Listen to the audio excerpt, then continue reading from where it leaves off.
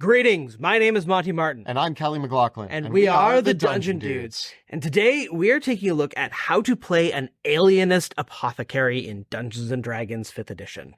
The Alienist is a subclass that we created for our brand new class, the Apothecary, which came out in the book Sebastian Crow's Guide to Drakenheim, which is available for pre-order and coming very, very soon as a physical copy. You can already get the PDF. If you do not have your hands on this, then you can check the links below to grab a copy.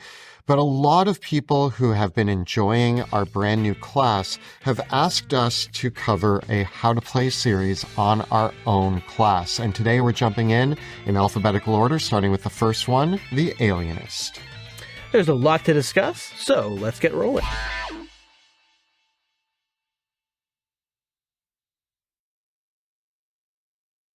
If you're not familiar with the Apothecary class that Callie and I designed, it is a intelligence-based spellcaster that is loosely based on the same spellcasting system as used by the Warlock. The Apothecary is inspired by the doctors, mad scientists, and other investigators from fantasy, eldritch horror, and science fiction. The Apothecary's inspiration comes from a lot of places like Dr. Frankenstein, or Jekyll and Hyde, or Dana Scully, the paranormal investigator from the X-Files. And as we looked at the various types of apothecary subclasses that we wanted to create, all of them had these different occult specializations, or their occult practices, representing the various blends of science, medicine, and strange magic that are so prevalent across our favorite fictional stories. The Alienist Apothecary, rather than being focused on the body, is focused on the mind. They embody that blend of psychology, mental manipulation, and psionics that we often see in characters like Eleven from Stranger Things, Professor X from the X-Men, or Carrie. A lot of the ideas around the Alienist stemmed from our look into psychology and mental manipulation, sort of the intersection between occultism and psychics. With the Alienist, we really wanted to channel more of the energies of what D&D has to offer in the ways of mental manipulation, the ability to warp people's minds. This includes damage-dealing spells that have to do with psychic damage, or abilities that can kind of change the way a person thinks, like spells like suggestion or those sorts of ideas. We instilled into the Alienist a lot of what we see in D&D with sort of the illusion or mental capabilities, and put them into a weird science fiction mentality to try to develop this subclass. So as we start building our Alienist Apothecary, we are really going to want to focus on what are the powerful spell options. We are going to also be using spells from our book, because this book includes a number of brand new spells as well.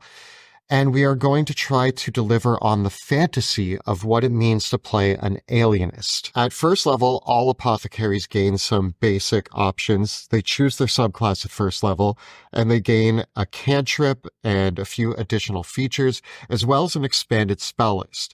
For the Alienist, they are the only apothecary subclass that gains the Eldritch Blast cantrip. The idea with this is that is a mental blast that they are your releasing. Mind bullets. Yeah, you're mind bulleting out of your mind or your hands or whatever. It is your mind blast, but we use Eldritch Blast to represent that. They also have an expanded spell list full of some of the great spells that we think define what an Alienist should feel like. The Alienist Apothecary, as part of their expanded spell list, gets Charm Person, Hideous Laughter, Detect Thoughts, Suggestion, Hypnotic Pattern, Major Image, Arcane Eye, Dimension Door, Animate Objects, and Modify Memory as spells that they always have prepared. So they've got a really nice arsenal of enchantment and illusion spells with a few pieces of interesting utility thrown in there as well that they have to augment the broad Apothecary spell list. Because apothecaries prepare their spells and get to change the spells that they prepare every day, you've got a lot of flexibility here. And apothecaries get a few more spells per short rest than a warlock does. So we're really going to be able to hone in on being a very effective spellcaster with this. But The third level feature, I think, really kicks us into overdrive. The third level feature, Mental Influence, is the bread and butter of the Alienist Apothecary. You gain psychic points, and you have a certain amount of those that actually increase as you level up. So at certain levels, you're going to gain additional psychic points. These psychic points are used to fuel most of the abilities that you're going to get as an Alienist Apothecary. At level 3, you start with 3 abilities to spend these points on. With the 3 options that you gain right away at 3rd level when you gain this ability, you have the ability to reroll dice on damage-dealing spell. You can get rid of damage with an amount equal to your Apothecary level. Or if you are casting one of your apothecary spells that doesn't do damage, you can use psychic points to remove the verbal and somatic components to that. Your apothecary starts off with 4 psychic points, and they do come back on a short rest, and your pool will increase as you gain levels, but you will have to make sure that you use them carefully as you fuel these various abilities, because some of them will work on your spells, but some of them are used to activate other features as you get to higher levels. For example, at 6th level, you'll have Force Manipulation, allowing you to spend one of your psychic points to give yourself a flying speed for 1 minute. And at 10th and 14th level, you'll get more options for spending your psychic points, which will allow you to help allies or force enemies to reroll their saving throws, teleport, or you can spend your psychic points instead of expending a spell slot so that you can get a couple extra spells that you can cast. It's pretty easy to burn through these psychic points. Especially when you reach those high levels, because one of the things that I think the Alienist is the only apothecary that offers this unique ability to use these points to additionally cast spells, which is sort of our light way of giving the Alienist extra spell slots above what the other apothecaries have. But you're going to be burning your prime resource in order to do that. Yeah, and you do need to take a short rest to get them back. It's not like sorcery points or anything like that where you can expend spell slots to get more of them. Although at 14th level, you can give up one of your spells. You do get the ability to expend a spell slot to get 1d4 psychic points back, but it's not necessarily You might only get 1. Yeah, you might only get one back. Yeah. So when we look at the abilities of the Alienist, the core idea here is that you are an adequate damage dealer with a few ways to buff and ensure that you're dealing adequate damage. I won't say that they're the most powerful damage dealer, but you can kind of shore up those numbers using psychic points. But more so, I'd say that the Alienist is the best utility for most of the apothecaries. They have a lot of ways to help aid their party. So maybe support might be the better word. I also think that the Alienist offers a lot of great options for battlefield control. Their feature Prescribed Effects does allow them to force enemies to reroll saving throws against their spells. So, well, many of their spells are those very big swingy spells like Hold Person and Suggestion or Hold Monster that it's either they save or they don't, and you get nothing. You do have the ability to make these spells a little bit more sticky than they otherwise would be. Of course, unlike other apothecaries that might be reliant on acid or poison damage and have esoteric theories to overcome that, if you're running up against monsters that are immune to charm and fear, it might be a little bit difficult to use some of your major spells. So it is worth bringing something that isn't fully committing to the psychic damage for the times that you do have to fight against mind flayers. So when we talk about ability scores for our Alienist, I think that the ability scores are going to be pretty similar across all apothecaries. Mm-hmm. But the general idea here is if we were doing point buy, I would put a 15 in both intelligence and constitution. And depending on the race I pick or how I want to adjudicate my bonuses, I would put my +2 in intelligence and my +1 in con. There is always the option that you could take a half elf and put +2 in both.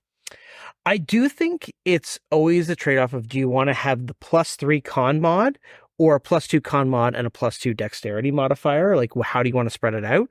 I think for myself, I would probably try, put a +2 bonus into my intelligence, start off with the 17 int.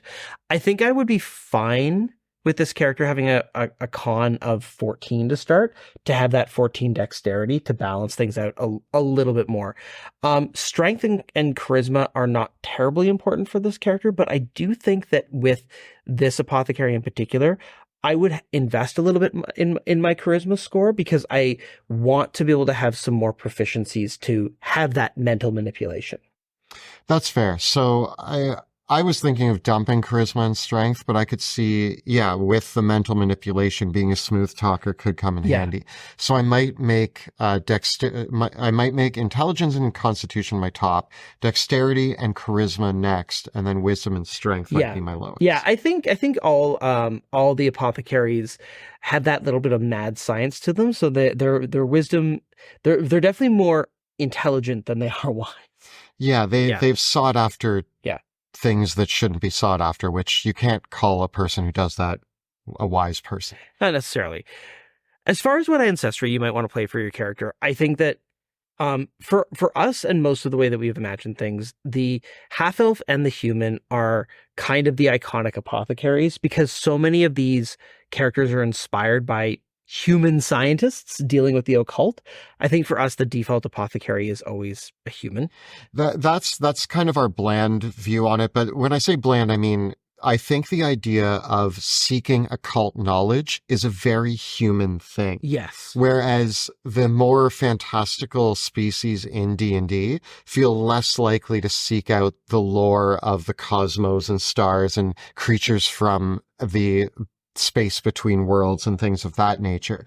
So we default to humans, but I do think that when I picture an alienist specifically, yes, the half-elf is probably the next-door neighbor to the human, but then I also picture tieflings and Aasimar being kind of at home with the alienists. Okay, so we don't talk about, because it's Drakenheim specific, the apothecary, and comes from our setting, we haven't necessarily talked about other settings, but could you imagine a warforged alienist? The mental capabilities of a computer. Yes. Like program. Yeah. Like, and trying to understand human psychology. That actually is a really brilliant kind of turn on the classic trope where their entire mental capabilities are that of analyzing humans. Yeah. I don't know if you ever heard of this experiment called ELIZA, which was a psychological experiment where it was just basically a robotic psychologist that just listened to you, and people, and had varying results of how well it worked out. I won't go. You should look up the story if it's interested. But I can see drawing inspiration from stories like that in making a warforged alienist, or potentially again from Eberron the Kalishtar and the Kiori, and you could really go into like the realms of dreams and nightmares in that respect. Of course, anybody that has the intelligence boost is always gonna work here, but the alienist might also be kind of like twisted by the far realms. So I could see like some of those more horror oriented options being viable, like a Hexblood might be interesting too. Yeah. Yeah. With the core of our character now designed, we know that we're playing an apothecary alienist. We've chosen our species and we have our ability scores. The next big question is going to be the spells. We already have our expanded spell list, but again, I feel like I want to focus on sort of the psychological spells, although we will want to dabble in some of the damage dealing as well, just to make sure that we can be formidable in combat. I think the Alienist Apothecary is an opportunity to be a very diverse spellcaster, but of course you want to still pack some good cantrips. You're going to get Eldritch Blast, so you're always going to have a decent damage dealing option. Well, you're not necessarily going to be able to augment Eldritch Blast with things like Hex and Agonizing Blast because you're not a warlock. You still have that as your damage dealing cantrip. Apothecaries can take Guidance, Thaumaturgy, and other spells like Chill Touch or Spare the Dying. And I think that, again, the idea of just having guidance and being like, how does that make you feel? Have you thought about this? Consider. Just Lay so that down you, on my couch. yeah, just so you could be the therapist for your party. Yeah. I also think that mending is another one that I would add in here that's available. But I think between all of those, you have a pretty good choice, and you don't really, like you said, you don't need to pick another damage dealing one. Chill Touch maybe, because it has other applications. Beyond that, though, when we start looking at actually picking spells, one of the things to note is that although the Alienist isn't really designed to be the healer of the party, there are other apothecaries that are better at that.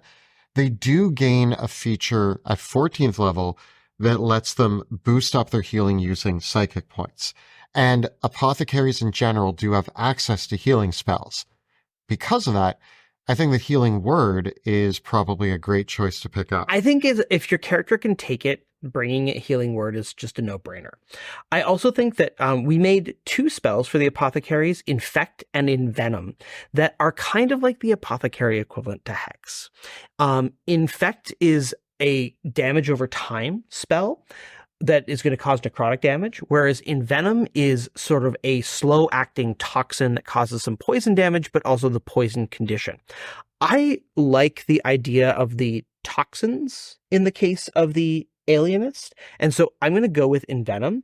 You might also want to combine that with 2 of the cantrips that we made for the apothecary, which are Bacterial Barrage and Poison Needle, that give you kind of the little touch of just them when your Alienist needs it. I think that as we look at level 2 spells, the one that jumps to me right away is Aid. I feel like that makes a lot of sense. Again, you're now doing a group therapy session. Yes. So when you sit down at the beginning of the day, you have a group therapy session. You cast Aid. I also think Enhanceability is another one that makes a lot of sense for an Alienist. A lot of them talking and kind of pumping you up through they're basically now they're just my therapist. Yep. And they can also be a bit of a life coach in taking the spell that we created, Invigorate, which grants your party members temporary hit points. I really love the combo of Aid and Invigorate together because it lets you boost the hit point maximum of your party, then throw some extra temporary hit points on there. And I find that in my experience playing an apothecary that has healing word, Aid, and Invigorate, you cover so much ground of like giving that extra health to your party that you probably don't need a lot more healing than that unless things are going really, really badly. That said, you also need to get a grip on the situation. And so taking a spell like Hold Person as the Alienist just to keep someone in place is kind of your first... That feels like the first kind of dark side of the puppet strings sort of spell that you have. Yeah, you're the therapist until somebody is against you, and then you're. But one thing to note about Hold Person is we are going to look at Esoteric Theories in a minute, and there is an option to take one that gives you Hold Person. Yes, but it is a high level Esoteric Theory, so you might want to grab Hold Person at lower levels until you can get the one that lets you cast Hold Person at will. Now, when a therapist is working with you, often they are telling you to slow down and they are helping you confront your fears, which means that they probably also know how to trigger your fears. And that's why you should take the fear spell. Yeah. And also, if people aren't slowing down and they need them to, I think the slow spell is also a great pickup for the Alienist. And very appropriately, you're also going to have Hypnotic Pattern. So if you want to add hypnotism to your arsenal of psychological tools, the Hypnotic Pattern should totally be taking out the watch. Oh yes, that's like swinging it. I imagined it also as that, or as like the Spin Doctor thing, where you're like your eyes turn into swirls and stuff like that. Yeah. That was why it was so important for me the Alienist with the pendulum and the hypnotic eyes. That's why they have Hypnotic Pattern. Yeah. Corrosive Blast is a new spell that is kind of like our Acid Fireball. So I think, again, this is where it's worthwhile to pick up a spell that gives you just a little bit of a punch for when you need it, especially if you got to go up against constructs or undead. 2 other spells, one a 3rd level spell and one a 4th level spell that we created for the book, are Tranquilizing Toxin and Vitriol Ichor. Tranquilizing Toxin is a poison damage spell that can stun your foe, and notably it is a 1-round stun that doesn't require concentration. So I really like it to have an option for blasting your foes, controlling them a little bit more while you're still concentrating on another big spell, like Vitriol Ichor. Vitriol Ichor being an amazing spell that corrodes an enemy's armor and lowers their AC quite dramatically. And this has turned out to be one of like the very controversial spells in the book, because a lot of people think it's really, really strong against a single enemy, and I tend to agree, but I love it for that reason. I mean, I have no problem with a few spells being awesome pickups. And I mean, the thing to keep in mind is that enemies can take these spells as well. Yeah. And we've had Vitriol Ichor used against us. And yeah, it sucks, but it sucks when you use it against your enemies as well. So we also introduced a spell called Nerve Gas, which is a stun-inducing cloud kill that you get to throw on your enemies, which a lot of these spells that we made are very poison and toxins, which doesn't necessarily feel like the Alienist. But the Alienist is probably packing a few of their own alchemical supplies. Just because you're a psychiatrist or a psychologist doesn't mean that you're not prepared to go out on the battlefield. Well, the way that I think about it is the brain is so affected by chemistry, right? You know, we talk about all the medications that exist in real life and that can moderate your mood or affect you. I mean, everything from alcohol to just caffeine can affect you. And so Nerve Gas is a spell that does psychic damage and stuns foes in it. And I think it feels really appropriate because, yeah, sometimes, you know, talk therapy only gets you so far and you got to bust out Nerve Gas. You know, sometimes the right form of treatment requires both therapeutic techniques as well as pharmaceuticals. There you go. Yes. One spell that I do think is actually, but consult your doctor. Which is the Alienist.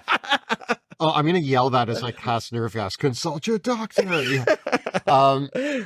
Two spells that I think are great choices for an Alienist. First one being Eye Bite. I just think that feels like you're mentally blowing up somebody's mind. And then also Force Cage feels right at home on an Alienist. Yeah. As we get into the high level, 8th level spells, our new spell Breath of Nightshade is a super powerful high level version of Sleep, essentially.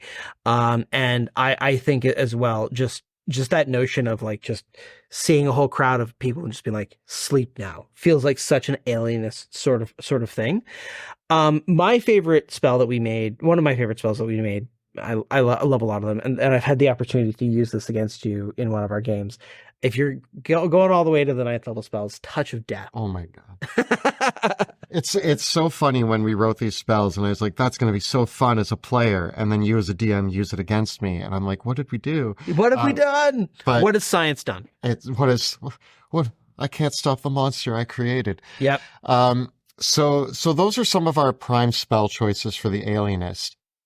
As we get into looking at the feats to choose, there's really one option that feels so obvious here that if you don't take it on your Alienist, I think you're doing your Alienist a disservice, and that is telekinetic.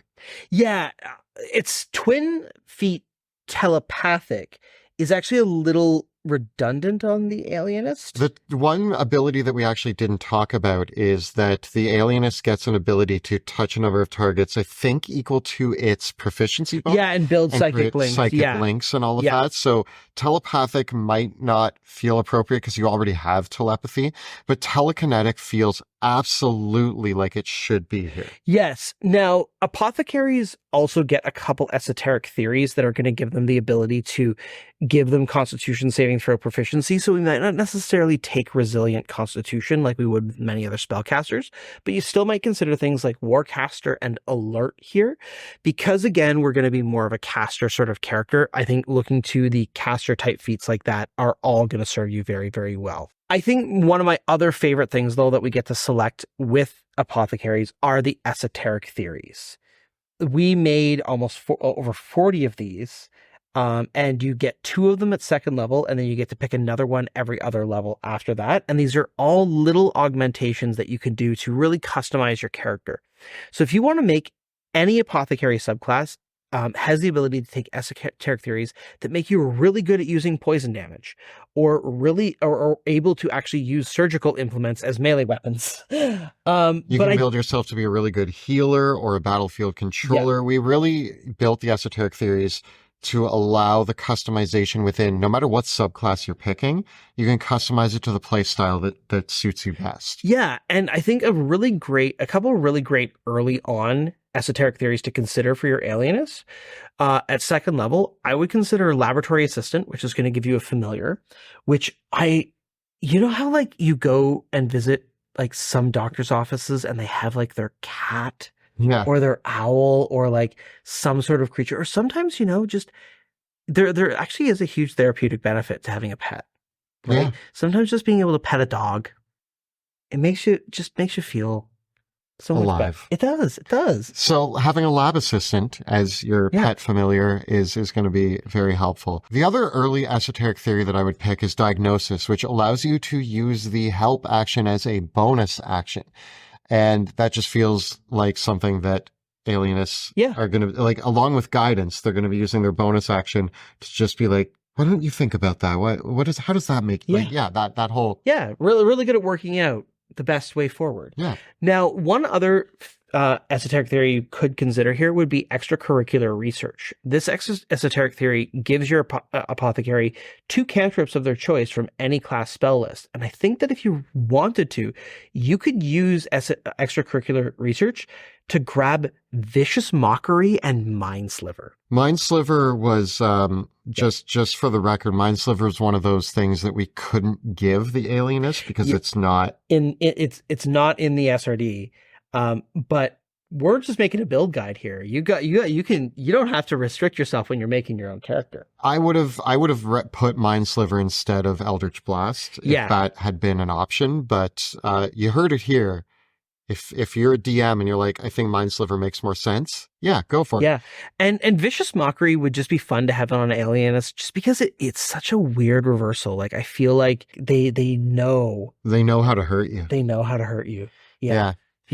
Another one that I think is going to be right at home on the Alienist is Bedside Manner, which gives you expertise on persuasion and insight, both of which feel like an Alienist is going to be able to. I mean, a therapist can definitely persuade you. Yeah, and needs to have insight. So those are pretty key features. The other one that I would add here is vital signs. If an ally fails a death saving throw or a saving throw, then you can add your intelligence modifier to it as a reaction. You do have to finish your short rest before you can use it on the same creature again, the one so they benefited from this. Again, one of the kind of really cool ways that you can build your alienist, and this really reinforces it, is you have all these support abilities and all these battlefield control abilities, and so it really does make you feel like you are manipulating the whole situation. Like you are keeping everybody supported and focused and alive. It does feel like you're grabbing your allies, you're kind of buffing them mentally, it feels like you're saying, like, you got this, here's what you need to do. You can resist. And then at the same time, your enemies, you're like, stop, don't come any closer, slow down, stay there. Like you're very much controlling your enemies and buffing your allies. At level 6, you could take clinical conditioning, which I highly recommend. It gives your apothecary proficiency in constitution saving throws. And if you can combine this with Warcaster, you're going to be able to really stretch your limited spell slots a lot further, especially when you're concentrating on spells. Moving along, the next one that I would pick up is Critical Condition. And the reason why, not only is this one of my favorite esoteric theories, but it also pairs really well with some of the alienist abilities. Critical Condition basically allows you to crit with spells that require saving throws. If the roll to save is a 1, then you essentially crit with your spell. The reason why this works extra well with the Alienist is because the Alienist can use psychic points to cause targets to re-roll their saving throws, taking the lower result as their result. So you may not want to, of course, abuse that hoping to fish for a 1, but when it comes up, it feels awesome. Yeah. You can turn a saved throw into a possible crit. Yeah. Which just feels, again, like you are controlling the minds of your enemies and bending them to your will. And speaking of really that psychic backlash, the 10th level esoteric theory, Stolen Secrets, lets you grab any 5th level spell or lower from any class and add it to the spells that you have as an apothecary. And I think the perfect one for the Alienist to pick up here is Synaptic Static. I couldn't agree more. And then again, that Synaptic Static is a really good AoE spell that then would allow you to use your psychic points to reroll dice. It really gives you what you want. Like, again, it's another one of those examples of a non-SRD spell that I think we would have just put it on the class list if we could have, Yeah. but this is how third-party designers get around these creative limitations. we give you the options to steal things without labeling what they might be, so that you can grab. We give you the ability to steal the thing, so that because we can't. Yeah. Once you unlock the 14th level, Esoteric Theories, I really like taking anesthesiology on an alienist because this lets you cast Hold Person at will. It's just that you can't use this against the same creature more than once per day. But really, once you've succeeded on casting it on a creature, and again, you can cast it at will, and then you can use a psychic point to reroll the saving throw. Yeah. So you have a pretty good chance of landing it. The other one that I really like is liability insurance, which gives your apothecary contingency. Great. So we've gone over the abilities, we've gone over the ability scores and the different spells, feats, and esoteric theories that we would pick to build our alienist. I think the main thing here, and what we were trying to achieve, and in my very biased opinion, we accomplished, is that you can actually build an alienist that has this strong theme of the mental manipulation.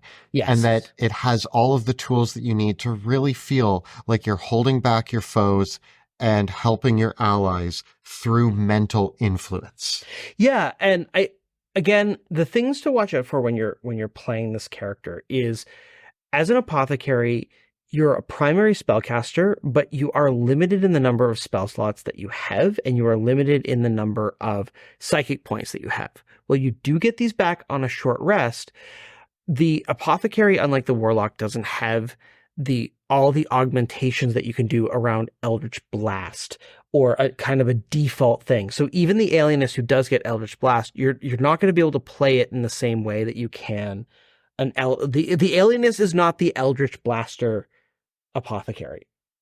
It's a part of your toolbox, but in general, you're going to want to use your spells wisely and carefully, and then utilize your other abilities and other features, your other powers like diagnosis, your other spell slots, and your skills and your class features to keep that main through line of whatever spell you're concentrating on, whether it's like nerve gas or slow or hypnotic pattern, and then have the other augmentations to support the rest of your party through the battle.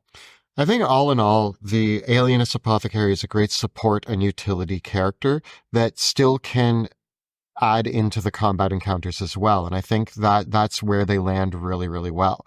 Again, this is a subclass and a class from our book, Sebastian Crow's Guide to Drakenheim, which you can get your hands on in the links below. If you are interested in trying the Alienist, or have your own builds, or have played an Alienist, we would love to hear about it in the comments below. The videos that we create on our channel are made possible thanks to the incredible generosity of our Patreon supporters. If you enjoy the work that we do here on YouTube, please consider becoming a patron of the show by following the links in the description below.